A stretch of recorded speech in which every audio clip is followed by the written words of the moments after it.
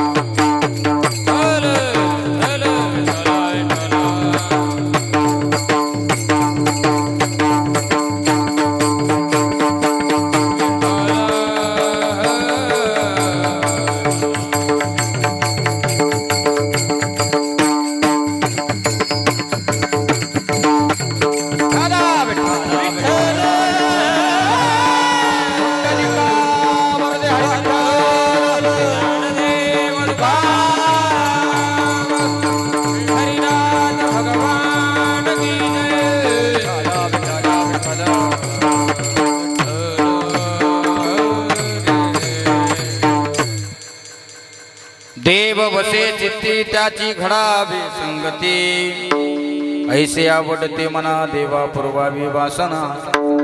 महायोग पीठे तठे भीमरथ्यम वरम पुंडरीकाय धातुं मुनीन्द्रेहि, समागत्य तिष्ठन्तमानन्दकन्दं परब्रह्मलिंगं भजे पाण्डुरङ्गं. पाण्डुरङ्गा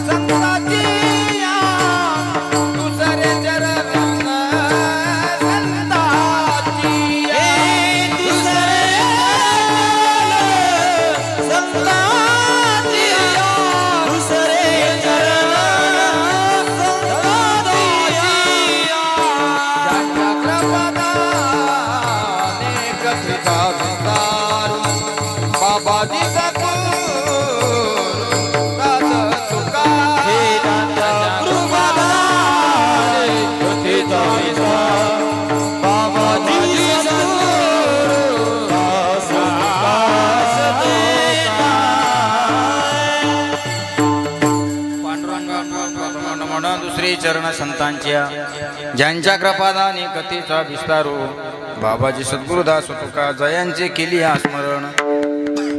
होय सकळ विद्यांचे अधिकरण, तेचे बंधू श्री चरण श्री गुरूंचे ते नमस्कारो. नियाता गजाननं ज्ञानमूर्तिं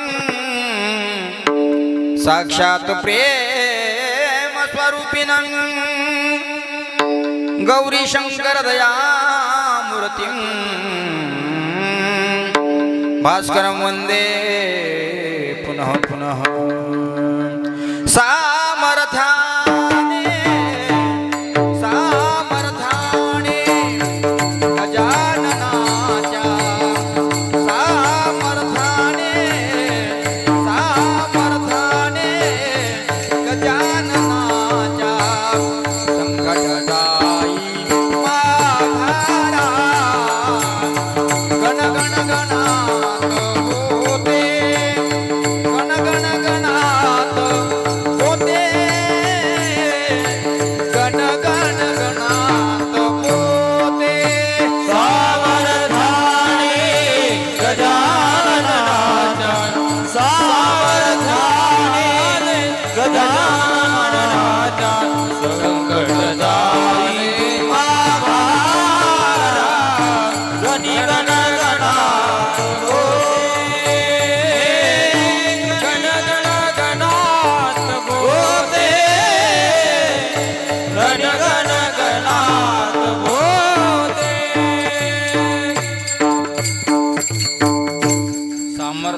गजाननाच्या संकट जाईल माघारा.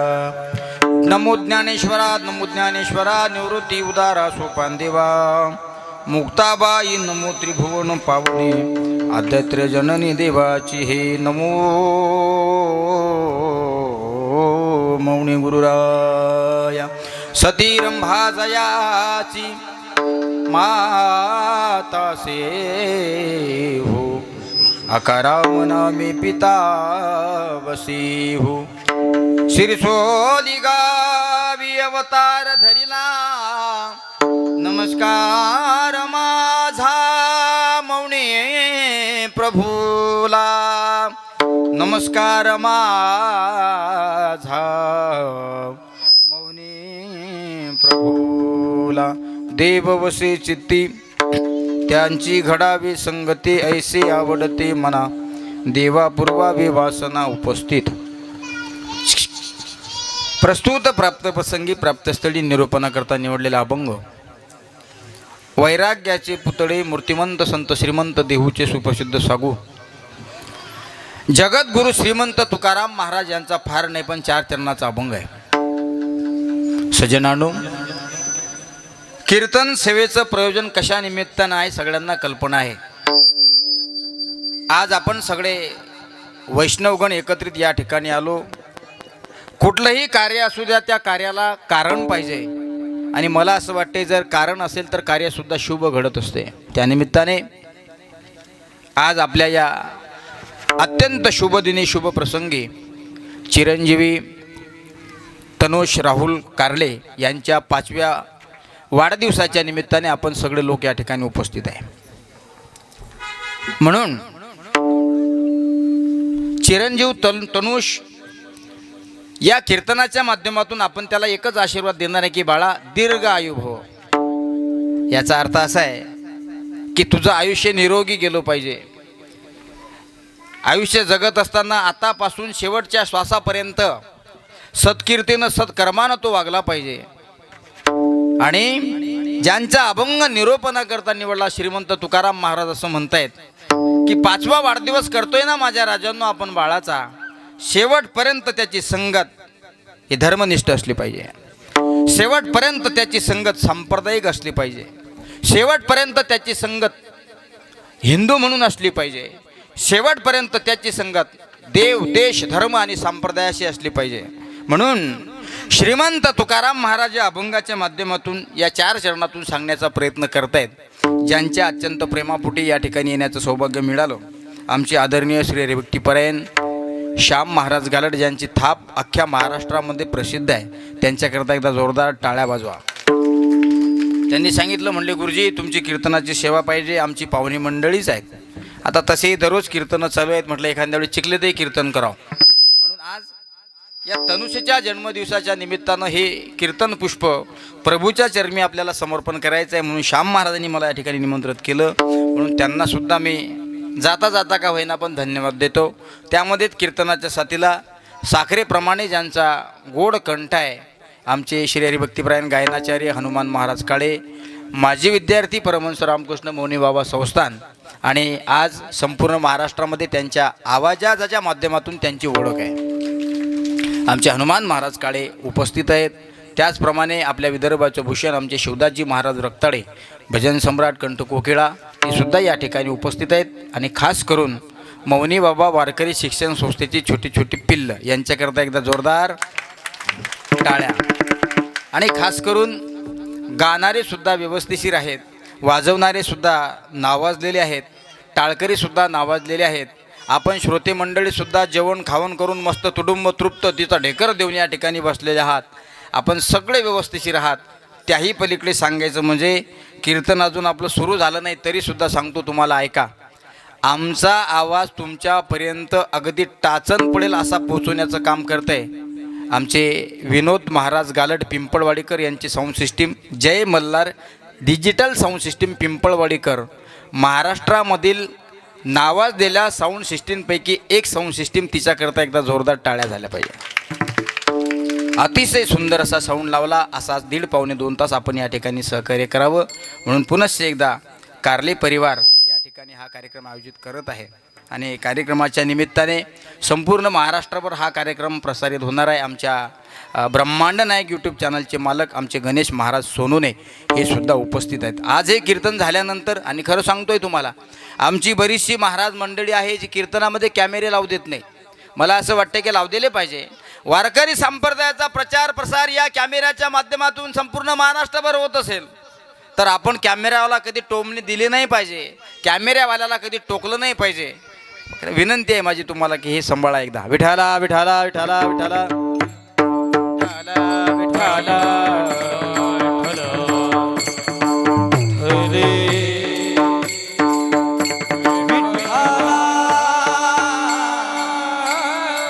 विठ्ठला. याच्या जन्मदिवसाच्या निमित्ताने आपण सगळे लोक या ठिकाणी आलो आणि हे एक दिवसाचं अत्यंत सुंदर असं पंचक्रोशीला लाजवेल असं नियोजन आपण कारली परिवाराने या ठिकाणी केलं. महाराष्ट्रातील सर्व गायक वादक श्रोते मंडळी उपस्थित आहेत. कीर्तन श्रवणाच्या निमित्ताने ज्यांनी ज्ञानेश्वरीवर PhD केली आमच्या अर्चना मॅडम आंबेकर ह्यासुद्धा उपस्थित आहेत.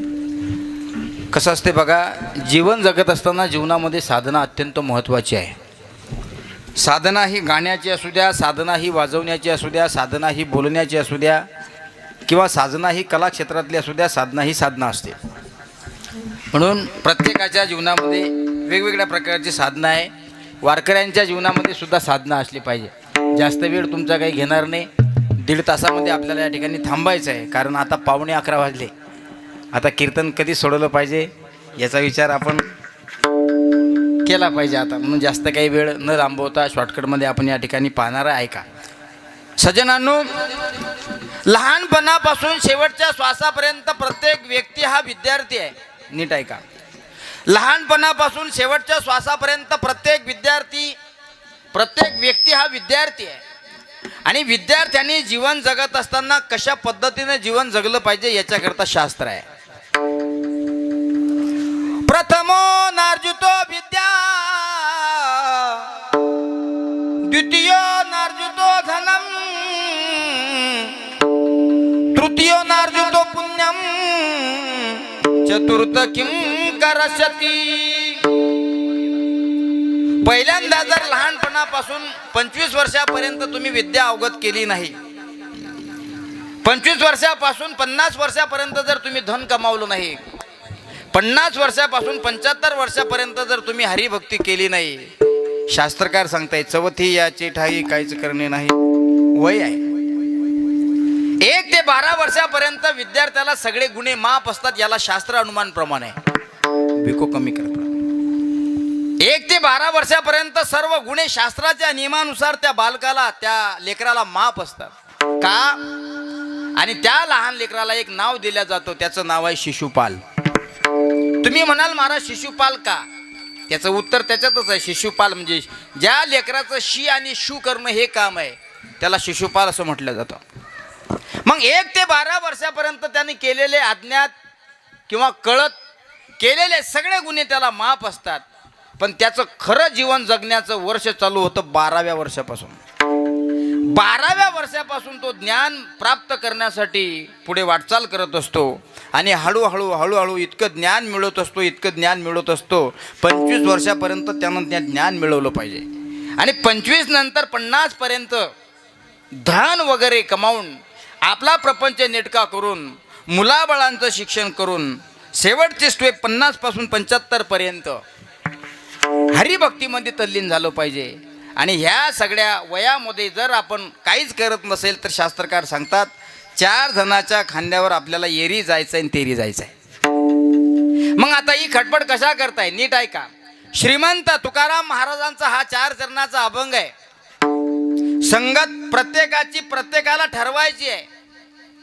पाण्याचा थेंब दिसायला काचेप्रमाणे स्वच्छ आणि निर्मळ दिसतो, पण तोच पाण्याचा थेंब जर तापलेल्या ताव्यावर पडला तर अग्निमय होतो. तोच पाण्याचा थेंब शिंपल्यामध्ये पडला तर त्याची अमूल्य किंमत तयार होते, त्याला मोत्याची उपमा मिळते. आणि तोच पाण्याचा थेंब जर सापाच्या तोंडात पडला तर त्याचं विष तयार होते. याचा अर्थ समजला? मोत्याचा थेंब एकच आहे, पण एका थेंबानं सापाच्या तोंडाची संगत केली, दुसऱ्या थेंबानं शिंपल्याची संगत केली आणि तिसऱ्या थेंबानं बोलांदा ताव्याची संगत केली. महाराज असं म्हणतायत, हे उदाहरण पाण्याच्या थेंबा करता आहे असं नाही, हे उदाहरण जीवन जगणाऱ्या प्रत्येक स्त्री पुरुषा करताय. संगत जर तुम्ही वाईटाची करत असाल तर वाईट होण्यासाठी तुम्हाला कोणी थांबवू शकत नाही. तुम्ही संगत जर व्यसन करणाऱ्या माणसाची करत असाल तर तुम्हाला सुद्धा व्यसन करण्यासाठी कोणी थांबू शकत नाही. तुम्ही संगत जर पत्ता खेळणाराच्या दूध खेळणाराची करत असाल तर मला असं वाटतंय तुम्हाला ते पानं सांगायची गरज नाही, आपाप ते शिकल्या जातात. आपल्या घरात छोटी छोटी लेकरं असतात, छोटी छोटी मुलं असतात. घरामध्ये जसं जसं वातावरण असेल त्या त्या पद्धतीनं ती मुलं जीवन जगत असतात. त्यांच्या जीवनाची दिनचर्या सुरू होत असते. कशी काय? एखाद्या घरामध्ये सकाळी उठल्यापासून रात्री झोपेपर्यंत नुसतं शिव्या असतात. हा, कधी न नवत जाणारे पाहुणे जर त्यांच्या घरात गेले, त्यांना विचारलं या ना पाहुणे बा जेवण करा, ते म्हणतात आमची जेवायची इच्छाच नाही. का हो, का जेवत नाही तुम्ही? अहो शिव्या ऐकूनच आमचं पोट भरलं. का? अशा शिव्या दिल्या जातात, अशा शिव्या दिल्या जातात की त्या शिव्या ऐकून कोणाची जेवायची इच्छा होत नाही. पण मला असं वाटते एखाद्या घरामध्ये सकाळी उठल्यापासून रात्री झोपेपर्यंत जर हरीचं भजन होत असेल, भक्त प्रल्हादासारखं, एखाद्या घरात जर सकाळी उठल्यापासून रात्री झोपेपर्यंत कीर्तनाच्या गप्पा कानावर येत असतील, भजनाच्या गप्पा कानावर येत असतील, सतसंगाच्या गप्पा कानावर येत असतील, तर मला असं वाटते दुराचारी घरामध्ये सद्विचारी रत्न जन्माला आल्याशिवाय राहणार नाही. आणि आज या कारले परिवारामध्ये 5 वर्षाचा होतोय आपला आज तनुष, आजच्या दिवशी 5 वर्षाचा होतोय. आणि त्या निमित्तानं ही सतसंगाची त्याच्या जीवनातली घडलेली संगत तुमच्या सगळ्यांच्या माहितीकरता ही ऐतिहासिक असेल. बघा, आजपासून त्याच्या उज्ज्वल जीवनाची वाटचाल खऱ्या अर्थानं होते. आम्ही पाहतो महाराष्ट्रामध्ये गल्लीपासून दिल्लीपर्यंत, मुंबईपर्यंत कीर्तनाच्या सेवा संपन्न करण्याकरता आम्हाला जावं लागतंय. पण वाढदिवस असला ना माझ्या राजांनो की शेतामध्ये पार्ट्या ठरवल्या जातात. आता शेतात कशाच्या पार्ट्या असतात हे तुम्हाला सांगायची गरज नाही. विचारलं जातं कशाची पार्टी आहे? पटेल. पटेल सांगतात आज आपला हॅपी बर्थडे टू यू आहे. काय? आज आपला हॅपी बर्थडे टू आहे, अर्थात आज माझा वाढदिवस आहे म्हणून त्या निमित्तानं गावाच्या गावखरीत पार्टी ठेवली म्हणे. मग आहे कशाचं जेवण? आज कारले परिवारानं शेकडो लोकांना अन्नदान करून तृप्त केलंय. कारले परिवाराकरता एकदा जोरदार टाळ्या झाल्या पाहिजे.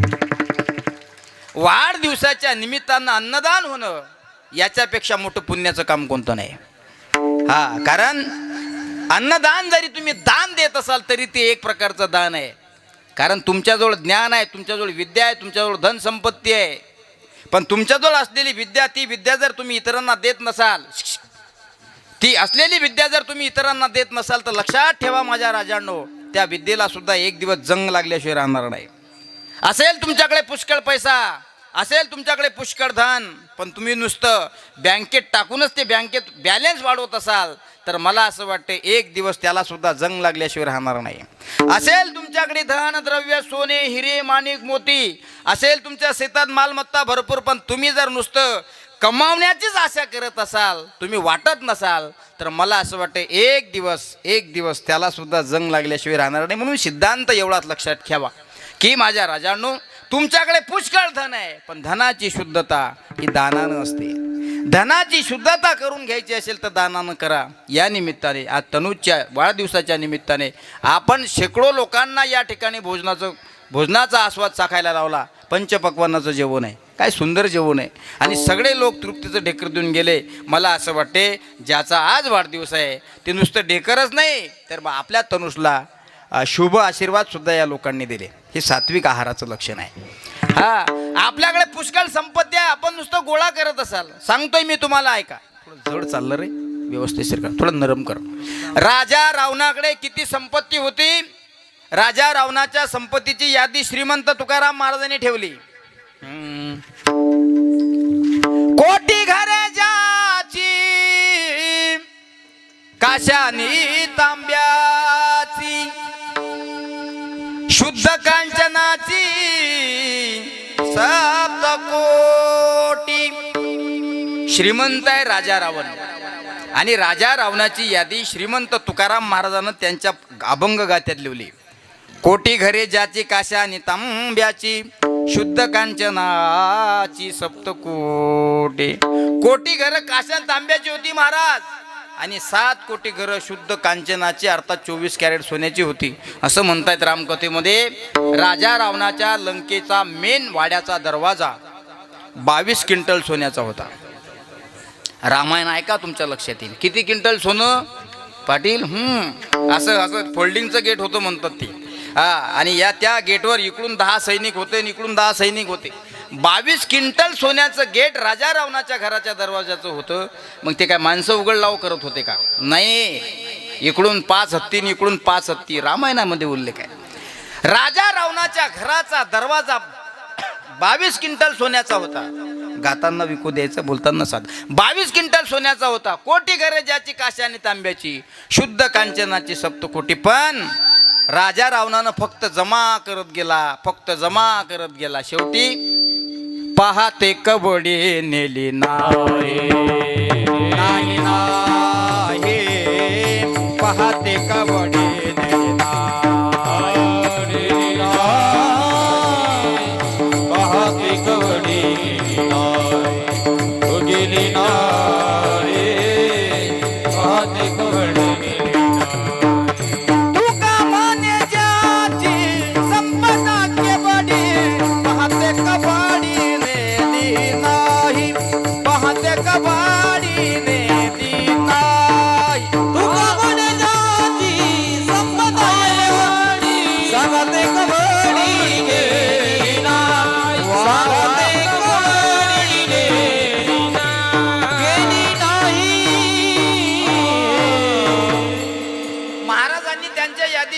त्यांच्या संपत्तीची यादी दिली. काय म्हणतात? तुका म्हणे त्याची संपत्ती केवडी, पण पहा ते कवडी नेली नाही. कवडी कवडी राजा रावणानं कवडी सुद्धा सोबत नेली नाही. काय झालं परिणाम? महाराज, दान करण्याची वृत्ती माणसाची असली पाहिजे. त्यामुळे परिणाम असा झाला, लंका सगळीच्या सगळी जळून राग झाली महाराज. म्हणून तुमच्याकडे आहे ना, सुदैवानं देवानं तुम्हाला कमवण्याची बुद्धी दिली, देवानं आपल्याला कमवण्याची अक्कल दिली. मला असं वाटते, खूप कमवा, खूप कमवा, इतकं कमवा, इतकं कमवा. जोडून या धन उत्तम व्यवहारे, उदास विचारे वेच करी. श्रीमंत संत महात्मे वर्णन करतायत. इतकं कमवा, इतकं कमवा. मावल्या हो, तुमच्याकरता तर स्पेशल ऑफर आहे. तुम्ही म्हणसाल कशी काय? माझे महाराज असं म्हणतायत, आमच्या मावल्यानं इतकं कमावलं पाहिजे, इतकं कमावलं पाहिजे की एका एका माऊलीजवळ 1-1 क्विंटल सोनं असलं पाहिजे. हसू टाळ्या बाजू राहिले वा. म्हणजे तुमच्याकडे आहे वाटते 90 किलो पास जवळपास. आपल्या एका एका स्त्रीजवळ 1-1 क्विंटल सोनं असलं पाहिजे. का नसलं पाहिजे आपल्याकडे क्विंटल सोनं? अरे, ज्या देशामध्ये तुम्ही राहता या देशाला हिंदुस्तान म्हणून संबोधलं जातं. काय म्हणतात या देशाला? कधी काळी असं म्हणतात, मोहम्मद गजनी नावाचा जर मुघल आपल्या भारत देशामध्ये आला नसता, तर या मोहम्मद गजनीनं जर सोंटी सोमनाथ सारख्या शिवलिंगाला, त्या मंदिराला लुटलं नसतं, तर आपल्या भारत देशाला आजही जे आपण शब्द शाळेत शाळकरी मुलांना शिकवतो, आपल्या भारत देशाला सोन्याची चिड्या म्हणून संबोधल्या जात होतं. आपल्या भारत देशामध्ये, आपल्या हिंदुस्थानमध्ये झाडं सोन्याची होती. आपल्या हिंदुस्थानमध्ये त्या झाडाच्या फांद्या सोन्याच्या होत्या. आणि मला असं वाटते, त्या झाडाच्या फांद्यावर बसणारी पाखरंसुद्धा सोन्याची होती. म्हणून सांगेल मी तुम्हाला, ऐका. जहा डाल डाल पर सोने की चिड़िया करती है बसेरा, वो भारत देश है मेरा, वो भारत देश है मेरा. डाल डाल पर सोने की चिड़िया करती है बसेरा, वो भारत देश है मेरा, वो भारत देश है मेरा. है वो भारत जहाँ ऋषि मुनि जपते प्रभु नाम की माला. हरि ओम हरि ओम हरि ओम. जहाँ हर बालक यक मोहन है और राधा यक बाला, राधा यक बाला. जहाँ सूरज सबसे पहले आकर डाले अपना डेरा. ओ भारत देश है मेरा, ओ भारत देश है मेरा. जहाँ डाल डाल पर सोने चिड़िया करती है बसेरा, ओ भारत देश है मेरा, ओ भारत देश है मेरा, ओ भारत देश है मेरा.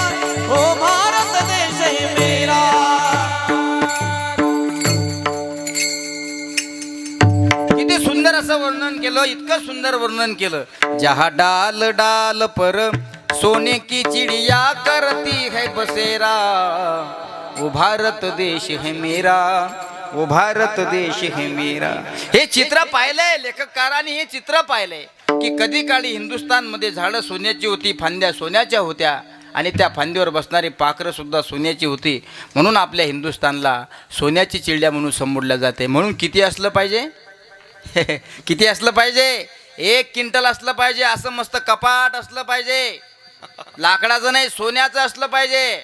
ऐका, असं मस्त सोन्याचं कपाट असलं पाहिजे. वरच्या कडप्यात इटा असल्या पाहिजे. इटा कशाच्या? घर बांधतो त्या मातीच्या नाही, सोन्याच्या विटा असल्या पाहिजे. त्याच्या खालच्या कळप्यात बिस्किट असले पाहिजे भाऊ. बिस्किट कोणते? पार्लेजी नाही, पिवळे असतात ते, फार चमकतात म्हणतात ते. असे मस्त क्रॅकजॅक पार्लेजी नाही, असे पिवळे धमक, असे हातात पकडलं की असं वाकलं पाहिजे ते, इतकं मऊ असलं पाहिजे ते. खालच्या कळप्यात बिस्किट असली पाहिजे. त्याच्या खालच्या ड्रायव्हरमध्ये गौहार असला पाहिजे, एकदाणी असली पाहिजे, चप्पल हार असला पाहिजे. अजून कोणते हार असतात हे तुम्हाला माहीत आहे. हे सगळं असलं पाहिजे. म्हणून सगळं असून जवळपास त्याची काउंटेटी करून ते किती भरलं पाहिजे? किती भरलं पाहिजे? 1 क्विंटल भरलं पाहिजे. पण 1 क्विंटल जर तुमच्याकडे असेल तर मला असं वाटते त्याचा 1 भाग 1 हिस्सा हा वारकरी संप्रदायाकरता धर्माकरता असला पाहिजे. धन आहे तुमच्याकडे, पण धन असून जर तुम्ही ते दान करत नसाल त्याची शुद्धता होणार नाही. धनाची शुद्धता दानानं होते, ज्ञानाची पूर्तता ज्ञानानं होते, धनाची पूर्तता दानानं होते, ज्ञानाची पूर्तता दानानं होते. म्हणून देत राहा. तुमच्याकडे जे ज्ञान असेल ते दिलं पाहिजे. एखादा गाणारा असेल त्याने विद्यार्थ्याकरता गायन दिलं पाहिजे. एखादा वाजवणारा असेल त्यांनी वाजवणाराला व्यवस्थिशीर बोल दिले पाहिजे. आणि एखादा बोलू नका, एखादा तेव्हा म्हणत असेल की माझ्याकडे चांगलं वक्तृत्व आहे, मला चांगलं बोलता येतं, त्याने ते वक्तृत्व समोरच्या व्यक्तीला शिकवलं पाहिजे. त्याचा परिणाम काय होतो? वये कुर्ते वर्धते व नित्यम विद्याधनम सर्वधन प्रदानम. म्हणून तुमच्याकडे एखादी कला असेल तर ती कला सुद्धा इतरांना दिली पाहिजे.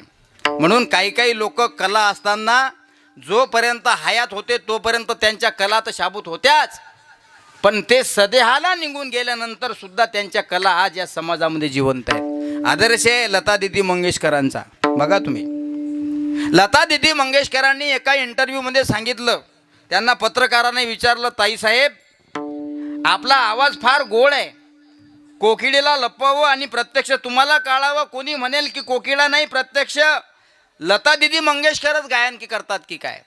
त्यांनी सांगितलंय त्यांच्या जीवनामध्ये घडलेले वृत्तांत त्यांनी प्रत्येक इंटरव्ह्यूमध्ये सांगितले.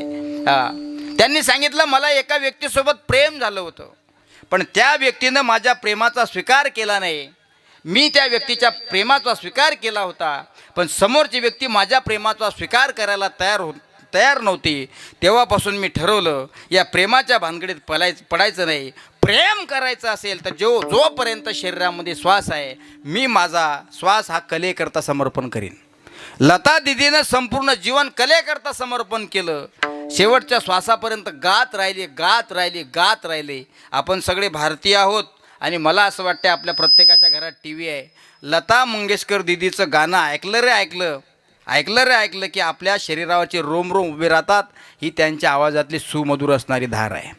जाऊन कितीतरी वर्ष त्यांना झाले, पण लता दीदीचं गाणं ऐकलं की प्रत्यक्ष लता दीदी मंगेशकर आपल्या डोळ्यासमोर राहते. म्हणून त्यांनी सांगितलंय, कला आहे ना तुमच्याकडे जर कला असेल तर ती कला वाटली पाहिजे. काय होती कला लता मंगेशकरांची? ऐका. नाम गुम जाएगा, चेहरा ये बदल जाएगा, मेरी आवाज ही पहचान है, होगर याद रही. लता दीदीनं भारत देशातल्या प्रत्येक नागरिकाला दिलेला हा संदेश आहे. आवाज तसाच राहणार, धन तसंच राहणार, संपत्ती पैसा तसंच राहणार. आजचा दिसणारा सुमधुर सुंदर असा चेहरा उद्या बदलणार. म्हणून तुमच्याजवळ शिल्लक काय राहणार? माझे महाराज असं म्हणतात, तुमच्याकडे जे काही शिल्लक आहे हे दान देत करा, दान देत चला. असेल तुम्ही श्रीमंत आहात, घरचे खूप श्रीमंत आहात, आणि तुमच्या शेजारी एखादा गरीब मुलगा राहत असेल, तुमच्या शेजारी एखादी गरीब मुलगी राहत असेल, आईवडील फार गरीब आहेत, दुसऱ्याच्या शेतामध्ये राबतात, हाडाची काळे रक्ताचं पाणी करतात, लेकरा बाकरांना शिकवतात आहेत, मुलीचं लग्न करायचं आहे पण आर्थिक परिस्थिती नाही, तुमच्याकडे खूप आहे, संकल्प करा तुम्ही. आम्हाला देवाच्या आशीर्वादानं खूप काही मिळवलं, पण आमच्या शेजारी फार गरीब परिवार राहतो, फार गरीब खटलं राहतं, त्यांच्या मुलीचं आम्हाला लग्न करायचं आहे. जा त्या मुलीच्या आईवडिलाला जाऊन भेटा, सांगा दादा तुझी मुलगी काय आणि माझी मुलगी काय वेगळी नाही, देवाच्या कृपा आशीर्वादानं आम्हाला खूप मिळालं आहे, हे घे 10,000 रुपये, माझी लेक म्हणून मी तुझ्या मुलीच्या लग्नाकरता देतोय. सांगतोय तुम्हाला मी नारदाच्या गादीहून, त्या मुलीचा बाप तुमचं नाव घेतल्याशिवाय मरणार नाही. बघा, ही देणाराची ताकद आहे. हा, फक्त देण्याची वृत्ती असली पाहिजे, म्हणून देण्याची वृत्ती निर्माण करण्याची ताकद आमच्या संत महात्म्यामध्ये आहे. हे संत महात्मे म्हणतात, ही देण्याची वृत्ती केव्हा निर्माण होईल? ज्यावेळेस तुम्हाला संगत संताची लाभेल त्यावेळेस. म्हणून संगत कोणाची केली पाहिजे? सदा सजनाची संगती करावी, सदा सजनाची संगती करावी, संगती करावी, सदा सजना संगती करावी, सदा सजना संगती करावी, सदा सजना संगती करावी, सजना सजना. महाराज म्हणतात संगती करावी सदा सज्जनाची. पुढे ऐका, सावली नसावी कदा दुर्जनाची. दुर्जन माणसाची सावली सुद्धा आपल्यावर पडता कामा नये. का? दुर्जन माणसाची सावली जर आपल्या अंगावर पडत असेल तर त्याचे संस्कार आपल्यामध्ये प्रवेश करत असतात. म्हणून संगत अत्यंत महत्त्वाची आहे.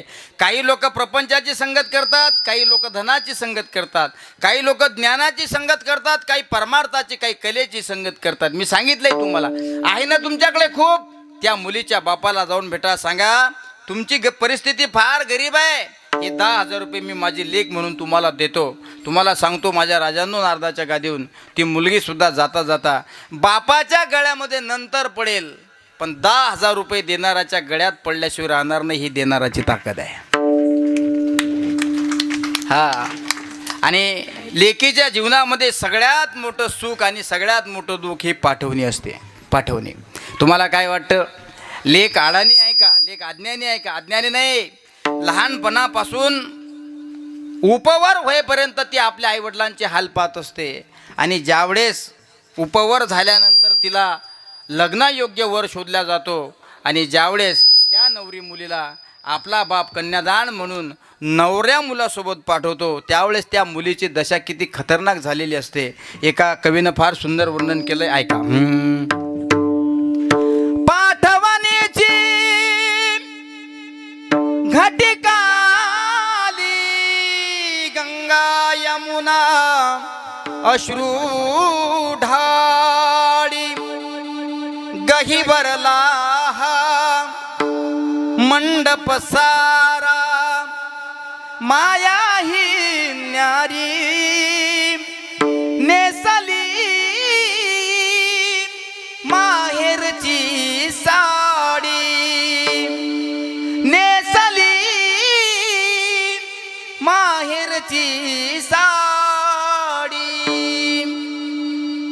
पाठवण्याची घटिका ज्यावेळेस त्या मुलीच्या जीवनामध्ये येते, त्यावेळेस ती बापाच्या गळ्यामध्ये कमी जाऊन रडते, पण 10,000 रुपये देणाऱ्या माणसाच्या गळ्यात अगोदर जाऊन पडते. दिल्यानं माणसाच्या धनाची शुद्धता असते. म्हणून संगत निर्माण झाल्यानंतर देण्याची वृत्ती तुमची होते. म्हणून संगत कोणाची असली पाहिजे? महाराज असं म्हणतात, संगत संतन की करले, संतन के संग लागरे, तेरी अच्छी बनेगी, संतन के संग लागरे, तेरी अच्छी बनेगी, संतन के संग लागरे, तेरी अच्छी बनेगी, संतन के संग लागरे, तेरी अच्छी बनेगी. अच्छी बनेगी तेरी बिगड़ी बनेगी बिगड़ी बनेगी तेरी अच्छी बनेगी बिगड़ी बनेगी तेरी अच्छी बनेगी संतन के संग लाग रे तेरी अच्छी बनेगी संतन के संग लाग रे तेरी अच्छी बनेगी संतन के संग लाग रे तेरी अच्छी बनेगी संतन के संग लागे तेरी अच्छी बनेगी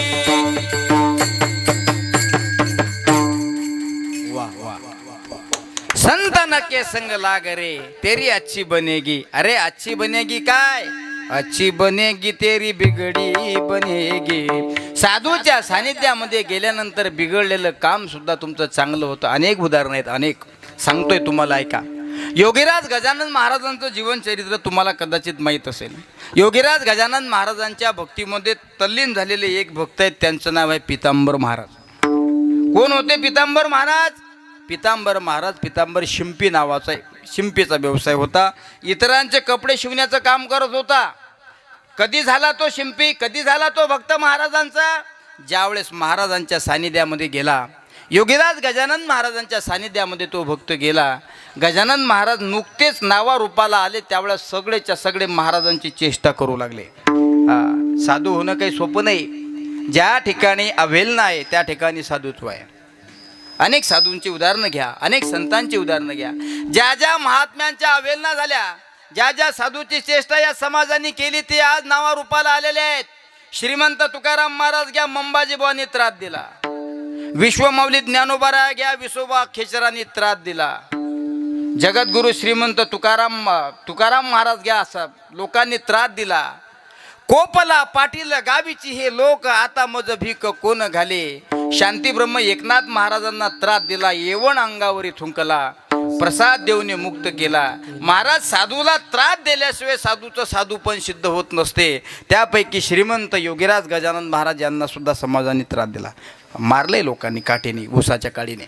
पण महाराजांना उसाच्या काडीनं ज्या ज्या लोकांनी मारलं, महाराज त्याला म्हणू लागले, का हो, ज्या उसाने तुम्ही मला मारलंय, तुमचे हात दुखत असतील ना, खूप थकले असाल ना तुम्ही, मारून मारून तुमच्या अंगाला घाम आला असेल, द्या ती उसाची मोळी माझ्याकडे द्या, मी त्याच उसाचा रस काढून तुम्हाला पाजतोय.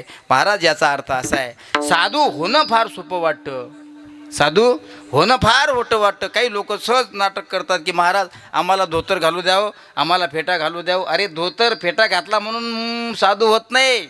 ज्या ज्या ठिकाणी समाजाची चेष्टा सहन करण्याची शक्ती आहे त्या ठिकाणी साधुत्व आहे. विठाला विठाला विठाला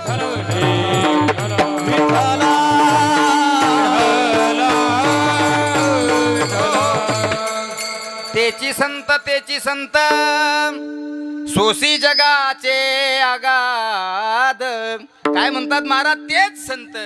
तेच संत जे जगाचे आघात सहन करतात. म्हणून हे नावारूपाला आलेले संत आहेत ना, यांनी समाजातल्या लोकांचे आघात सहन केले. तुकोबा घ्या, एकनाथ महाराज घ्या, नामदेवराय घ्या, निवडोबारा घ्या, निवृत्तीनाथ घ्या, आदिशक्ती मुक्ताबाई, योगीराज गजानन महाराज. पितांबर नावाचा भक्त होता. महाराज नावारूपाला येण्याच्या अगोदर पितांबर, भास्कर पाटील, दामोदर पंत कुलकर्णी ही सगळीच्या सगळे लोक महाराजांना ओळखण्याच्या अगोदर त्यांची चेष्टा करत होते. कोण रे तू? अंगावर कपडे घालत नाही, वेळा पिशापरी दिसत असे, वेड्या पिशासारखा राहतोय. पण काही लोक जाणकार होते, ते म्हणले हे दिसायला जरी विधेय असले तरी योगीराज गजानन महाराजांचा एक डोळा चंद्रासारखा चमकत होता आणि दुसरा डोळा सूर्यासारखा चमकत होता. का? जेवणाचं तेज वेगळं आहे माझ्या राजांनो. जेवणाचं तेज कामापुरतं आहे. जेवण झाल्यानंतर तुमची ढेरी वर येऊ शकते, तुम्ही म्हणता वा मी टचून जेवलो आज. कामापुरतं तेज तुमच्या चेहऱ्यावर येऊ शकतंय, पण साधनेचं तेज, साधुत्वाचं तेज, नामस्मरणाचं तेज आणि भक्तीचं तेज हे अलौकिक असतं. ते योगीराज गजानन महाराजांच्या चेहऱ्यावर सातत्याने चमकत होतं. पितांबर महाराज आणि गजानन महाराजांची गाठभेट झाली. पितांबर महाराज गजानन महाराजाला विचारू लागले, आपण कोण आणि कुठून आलात? ऐका, आपण कोण आणि कुठून आलात? वास्तविक पाहता साधूचं कुळ, साधूचं गोत्र, साधूची जात, साधूचं नाव कधी ओळख विचारायचं नसतं, कारण साधूला जात नसते असं म्हणतात. उलट ते साधू तुम्हाला म्हणत असतात, आमच्यामध्ये या, आम्ही तुम्हाला घेण्यासाठी तयार आहे. यारे यारे लहान थोर, यारे यारे लहान थोर,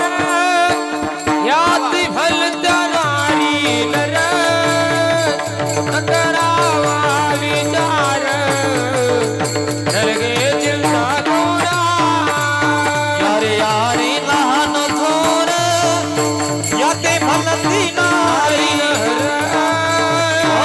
करावी विचार नरगे चिंता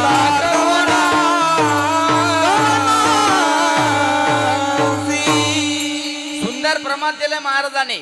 या रे लहान थोर या ते भलते नारी नर न करावा विचार न लगे चिंता कोणाची. पुढे म्हणतात खाट नाट या रे शुद्ध होनी जा रे दौंडी पिटवी भावे चोखा मेळा टाळी वाजवावी गुढी उभारावी. खट नट या शुद्ध भवनी जा दौंडी पिटवे भावे चोखा मेळा. असं का म्हणत असतील? पाप्यातला पापे माणूस जरी असला, व्यभिचार्यातला व्यभिचारी जरी असला, पण तो जर साधूच्या संगतीत जात असेल तर पतन होण्यापासून साधू त्याला मुक्त करत असतात. काय करतात साधू? आपण सारिके करीती तात्काळ नाही काढ वेळ तयाला. त्यांच्यासारखं बनवतात, त्यांच्यासारखं. आपण लहान होतात कधी काळी तसे सगळे लोक लहानच असतात. पण मी सांगतोय तुम्हाला, आता आहे की नाही हे मला माहिती नाही, पण लहान असताना शाळेमध्ये एक धडा होता. त्या धड्याचं नाव आहे अंगोली मालवाला. होता ना? अंगोली मालवाला एक धडा होता. काय करायचा तो अंगोली मालवाला?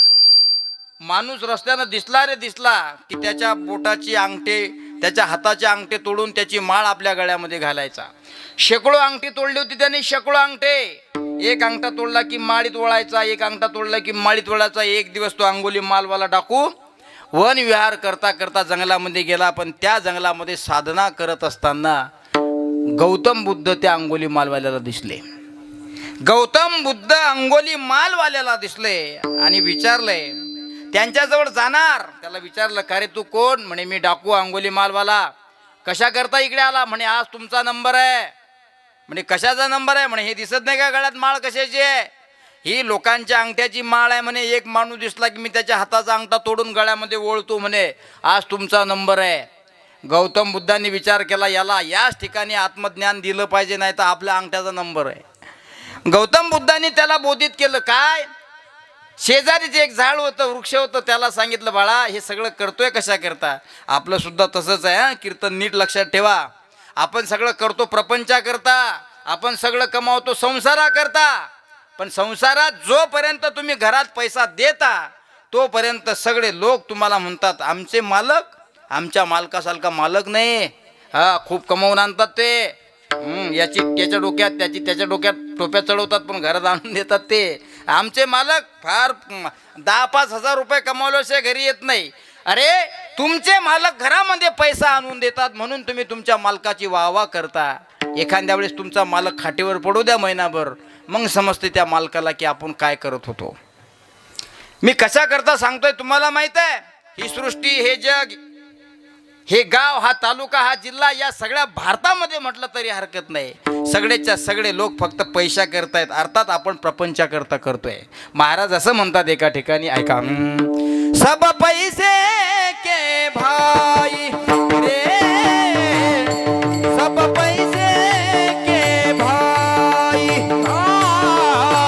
सब पैसे के भाई, सब पैसे के भाई, दिल का साथी नहीं कोई, दिल का साथी नहीं कोई रे, सब पैसे के भाई, सब पैसे के भाई, दिल का साथी कोई नहीं, दिल का साथ कोई नहीं, सब पैसे के भाई, भाई सब पैसे के भाई, भाई सब पैसे के भाई, दिल का साथी नहीं कोई, अपने पल्ल में जब पैसा आए तो सब सलाम करे. ऐकायला येतं ना? अपने पल्ल में जब पैसा आए तो सब सलाम करे. पुढे ऐका. अपने पड जब बखत पडेगा कोई मिठा न बोले. यादी दिली, यादी. भाई बहन जोरू साले, साले म्हणजे शिवी नाही, बायकोचा भाऊ, ज्याला मराठीत साला असं म्हणतात. भाई बहन जोरू साले, कोई मिठा न बोले, सब पैसे के भाई. कबीर महाराजांनी दुहा खर्च केला. जोपर्यंत तुम्ही घरामध्ये आणून देता तोपर्यंत घरातले लोक सुद्धा तुमचं तोंड भरून कौतुक करत असतात. विचारलंय गौतम बुद्धाने अंगुली मालवाल्याला, का रे सगळं करतोय कशा करता?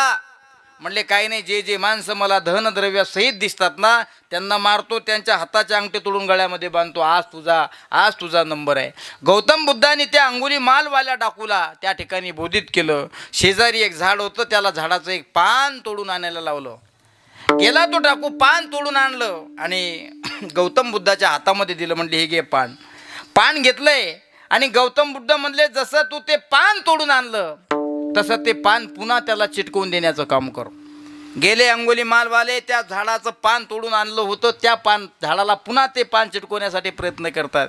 ते म्हणले महाराज असं कसं परीक्षा घेताय तुम्ही, पान तोडून आणलं पण चिटकीन कसं? गौतम बुद्ध म्हणले हाच सिद्धांत मला तुला सांगायचा होता रे. तू इतरांचे अंगठे तोडतो आणि तुझ्या घर प्रपंच भागवतो, त्यांच्याजवळचं धनद्रव्य घेतो. बघ एकदा तुटलेली वस्तू जशी जोडल्या जात नाही, मग झाडाचं पान तोडल्यानंतर जर तुला एकदा जोडता येत नसेल तर हे पाप आपण काय केलं पाहिजे? मग आतापासून आपण काय केलं पाहिजे? अंगुली मालवाल्यानं विचार केला, महाराज आतापर्यंत मी खूप पाप केली, इतकी पाप केली की ते पाप कोणत्याही देवाजवळ, कोणत्याही साधूजवळ गेल्यानंतर धुवून निघणार नाही, इतकं मी खतरनाक पाप केलं. तो मनातल्या मनात म्हणू लागला. पण ज्यावेळेस गौतम बुद्धाने त्याला उपदेश केला, मला असं वाटते अंगुली मालवाला राहिलाच नाही, तो साधू झाला. आपणा सारिके करती तात्काळ, नाही काळ वेळ तया लागी. म्हणून देव वसे चित्ती, त्याची घडावी संगती. काय करत असतात ही लोक? पाप्यातला पापी माणूस जरी असला ना तर आमचे संत महात्मे त्या माणसाला आपल्या जवळ आणत असतात. का आणतात? कारण त्यांच्या हृदयामध्ये प्रत्यक्ष देवाचं वास्तव्य आहे. श्रीमंत तुकाराम महाराज म्हणतात, आशांची संगत माझ्या जीवनामध्ये लाभली पाहिजे. अभंगाच्या पहिल्या चरणात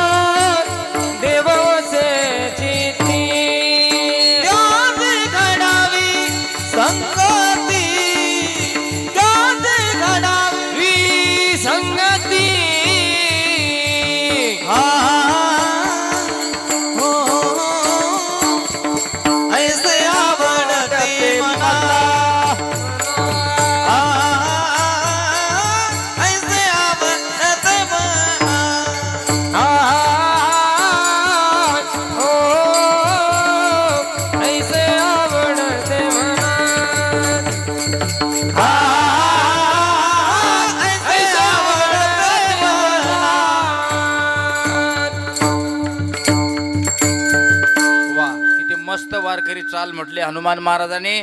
अभंगाच्या पहिल्या चरणामध्ये श्रीमंत तुकाराम महाराज म्हणतात, देव वसे चित्ती, त्याची घडावी संगती. संगती अशा माणसाची आम्हाला घडली पाहिजे की त्याच्या हृदयामध्ये, त्याच्या चित्तामध्ये प्रत्यक्ष देव आहे.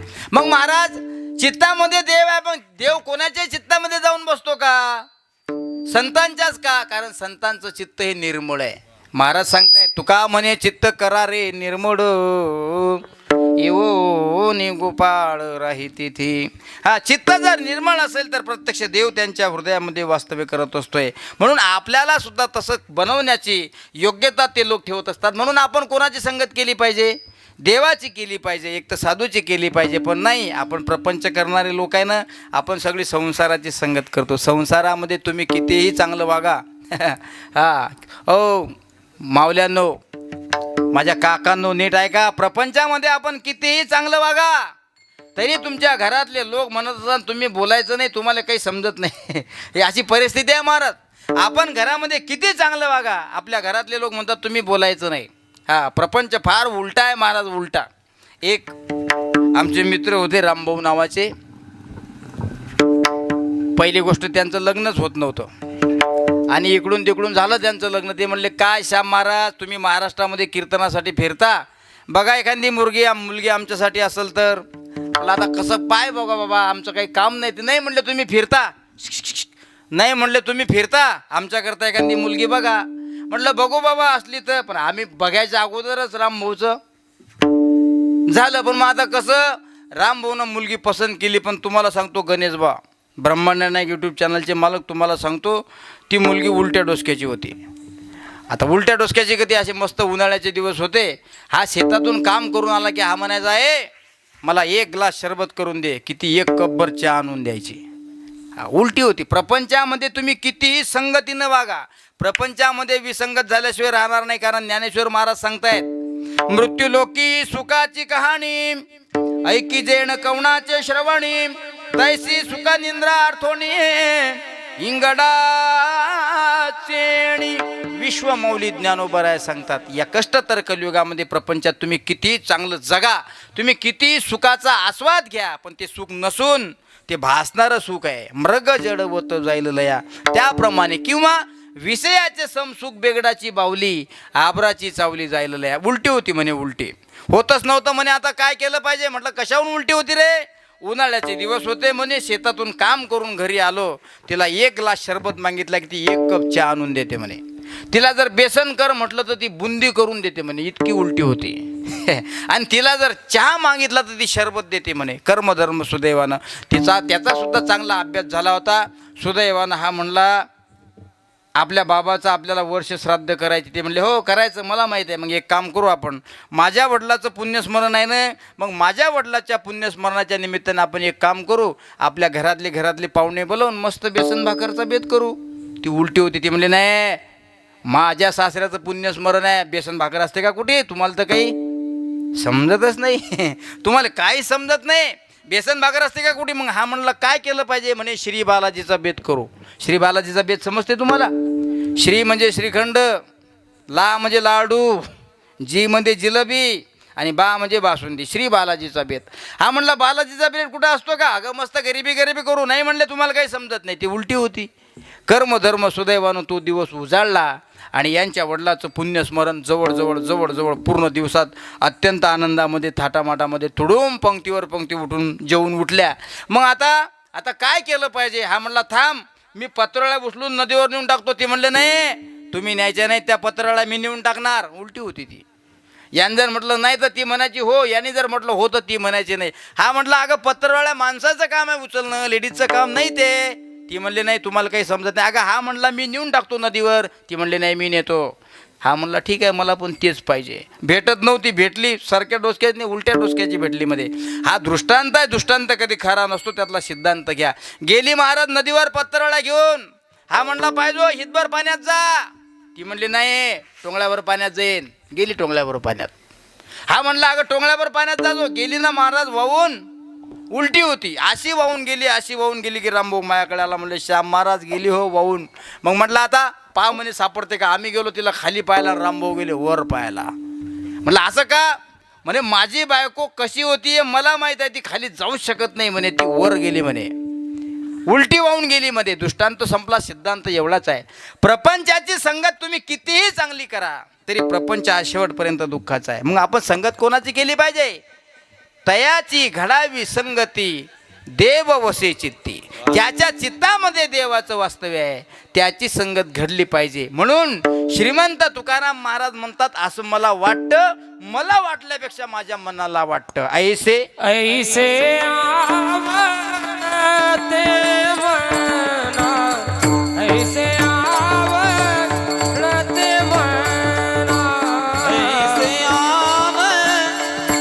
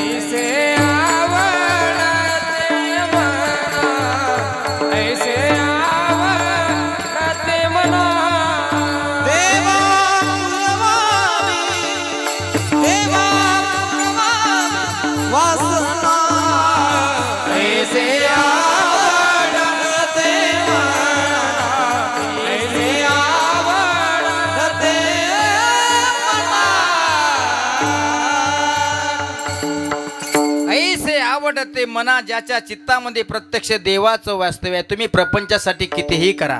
वा आता जमलं. तुम्ही प्रपंचासाठी कितीही करा, हा प्रपंच शेवटपर्यंत तुम्हाला दुःख दिल्याशिवाय राहणार नाही. अरे जोपर्यंत आपल्या खिशात पैसा आहे तोपर्यंत सगळे तुमच्या पाठीमागं असतात. मी नेहमी उदाहरण देत असतो, आजही देईल. अरे या ठिकाणी जर गुळाचा खडा तुम्ही आणून ठेवला तर माशाला निमंत्रण देण्याची गरज नाही. हा त्या निमंत्रणाचा वाट पाहत नाही, त्या दिसला की त्या ठिकाणी येऊन बसतात. तसं जोपर्यंत आपल्याजवळ पैसा आहे तोपर्यंत सगळे आजूबाजूचे आपल्याजवळ येत असतात. म्हणून नुसतं धनावर प्रपंचावर आपण प्रेम करतोय माझ्या राजांनो, एक दिवस आपल्याला जावंच लागणार आहे. म्हणून जगाच्या पाठीवर संत महात्म्यासारखं बुद्धिमान कोणी नाही आणि जगाच्या पाठीवर आधार देणारं संतांपेक्षा दुसरं कोणीच नाही. नाहीतर तुम्ही प्रपंचावर संसारावर किती करा, आपल्याला शेवटी दुःखच आहे. असं म्हणतायत किती करण्याचा प्रयत्न करा तरी किती करण्याचा प्रयत्न करा. एका महात्म्याने फार सुंदर वर्णन केलं, ते भागवत कथेमध्ये नेहमी येते. ऐका. कसमे वादे प्यार वफा सबू बातें है बातों का क्या, कौन किसी का नहीं रे झूठे, नाते है नातों का क्या, कसमे वादे प्यार वफा सब बातें है बातों का क्या, सुख में तेरे साथ चलेंगे, दुख में सब मुख मोड़ेंगे, तेरे अपने दुनिया वाले तेरा ही दिल तोड़ेंगे, देते हैं भगवान को धोखा, इंसान को क्या छोड़ेंगे, कसमें वादे प्यार वफा सब बातें है बातों का क्या, नाही रे नाही कुणाचे कुणी, नाही रे नाही कुणाचे कुणी, हा बहीण कुणाची भाऊ कुणाचा, कोण कुणाचे सखे सोया रे, वाटाळ काय मेल्या मागे राहतील सर्व सर्व तुटतील धागे दोरे, नाही नाही कुणाचे कुणी, नाही नाही कुणाचे कुणी.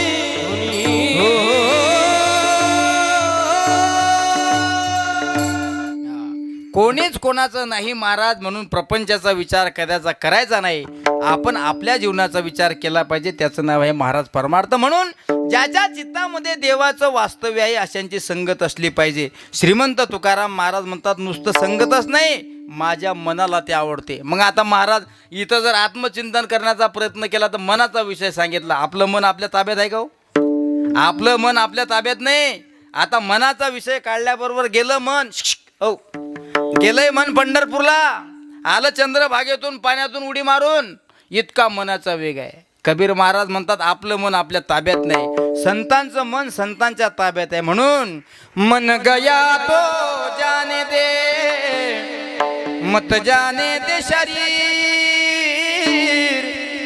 नहीं खिंचा बान तो कहाँ चलेगा तीर कबीरा, कहाँ चलेगा तीर. बिठोबा रखुमाए हो बार घुमाए, बिठोबा रखुमाए, बिठोबा रखुमाए, बिठोबा रखुमाए. देव वसे चित्ती त्याची घडावी संगती, ऐसे आवडते मना देवा पूर्वावी वासना हरिजना सवे भेटी नभो अंग संग तुटे. ज्याच्या चित्तामध्ये देवाचं वास्तव्य आहे अशाची संगत मला झाली पाहिजे असं म्हटल्यापेक्षा महाराज म्हणतात ते माझ्या मनाला खूप आवडते. आणि एकदा का त्यांची गाठभेट दिली रे दिले की ती मिठी शेवटपर्यंत सुटू नये. म्हणून तुका म्हणे जिने भले संत संगष्टने. श्रीमंत तुकाराम महाराज शॉर्टकटमध्ये सांगतात की आपल्याला सुद्धा संगत लहानपणापासून शेवटपर्यंत करायचे. प्रपंच करू नका असं मी म्हणत नाही, पण त्याच्यामध्ये आनंद नाही, खरा आनंद याच्यामध्ये आहे. बघा नाही छोटी छोटी मुलं उभी राहिली वारकरी शिक्षण संस्थेची. आता 11:30 वाजून गेले, कारण वारकरी संप्रदायाच्या नियमाप्रमाणे कीर्तनाची वेळ 8 ते 10 असते. पण आपण 10 कीर्तन चालू केलं, त्याच्यामुळे 11:30 ते कीर्तन होणारच होतं, साहजिकच आहे. पाहुणे जेवढे आले होते तनूच्या वाढदिवसानिमित्त की पंक्तीवर पंक्ती उठल्या. आणि पंक्तीवर पंक्ती ज्याच्या दारामध्ये उठतात तो खरोखर भाग्यवान माणूस आहे. कोणाच्याही दारात नाही तर मग घरातल्या घरात करून घेतात लोक. Happy birthday to you too. मी जाता जाता एकच सांगेन तुम्हाला, ऐका. बार बार दिन ये आये, बार बार दिन ये आये, बार बार दिन ये गाए, तुम जियो हजारों साल ये मेरी है आरज़ू. Happy birthday to you, happy birthday to you, happy birthday to you Tanush. Dnyaneshwar Mauli, Dnyanraj Mauli Tukaram, Dnyaneshwar Mauli, Dnyanraj Mauli, Mauli Dnyaneshwar Mauli, Dnyanraj Mauli Tukaram, Dnyaneshwar Mauli, Dnyanraj Mauli Tukaram. ओम मौनी बाबा नमो नमः. श्री मौनी बाबा नमो नमः. जय मौनी बाबा नमो नमः. गुरु मौनी बाबा नमो नमः. मौनी बाबा नमो नमः. श्री मौनी बाबा नमो नमः. जय मौनी बाबा नमो नमः. गुरु मौनी बाबा नमो. मौनी बाबा नमो नमः. जय मौनी बाबा नमो नमः. जय गुरु मौनी बाबा नमो नमः. गुरु मौनी बाबा नमो नमः. मौनी बाबा नमो नमः. श्री मौनी बाबा नमो नमः. जय मौनी बाबा नमो नमः. गुरु मौनी बाबा अनंत कोटी ब्रह्मांड नायक राजाधिराज महाराज परब्रह्म सच्चिदानंद भक्त प्रतिपालक चिखली निवासी समर्थ सद्गुरु मौनी बाबा की जय.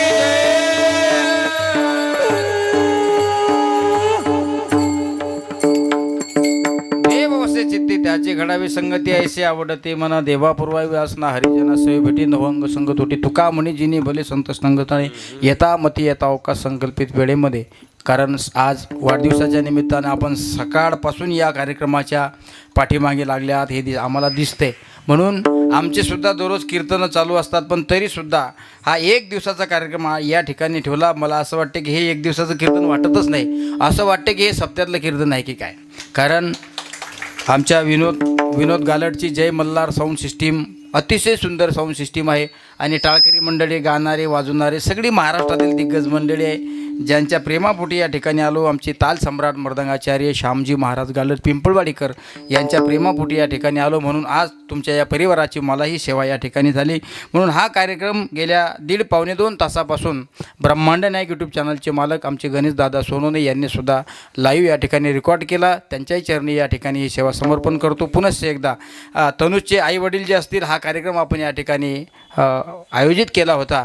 असाच कार्यक्रम आपण नेहमीप्रमाणे करत राहा ही गजानन महाराजच्या चरणी प्रार्थना करतो. पुनश्च एकदा लांबलेला वेळ थांबवतो. विठ्ठला जय.